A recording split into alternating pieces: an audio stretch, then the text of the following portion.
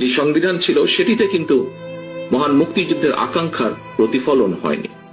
আমরা দেখেছি পলাতক যে স্বৈরাচার, তারা তাদের ইচ্ছে মতন সেটিকে কাটা ছেঁড়া করে রাষ্ট্রীয় সংবিধানকে প্রায় দলীয় সংবিধানের রূপ দিয়েছিল।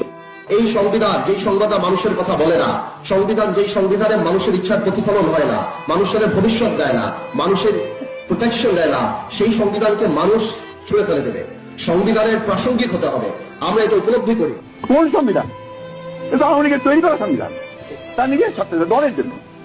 এই সংবিধানকে কেটে আর এক তৃতীয়াংশ তারা করে দিতে একজন ব্যক্তির জন্য, যেখানে কোনো প্রশ্ন করা যাবে না, তখন করছেন এবং এটা কোনোদিন কি পরিবর্তন করা যাবে না। সংবিধান তো মানুষের জন্য, সংবিধান তো কোনো ব্যক্তির জন্য নয়। সেই মানুষের সংবিধান তারা নষ্ট করেছে। আজকে বাংলাদেশ রক্ষা পেলে, তার গণতন্ত্র রক্ষা পেলে এই সংবিধান হলো আওয়ামী লীগের একটি ইশতেহার।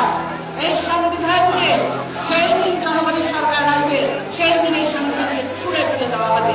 এই সংবিধান 72 সালের রাষ্ট্র প্রতিষ্ঠিত হয়েছে যে সংবিধানের উপরে, সেই সংবিধান ছিল একটা ফ্যাসিস্ট রাষ্ট্রের কাঠামো এবং সেইটার বিরুদ্ধে দাঁড়ানোর ছিল রাজনৈতিক কর্তব্য।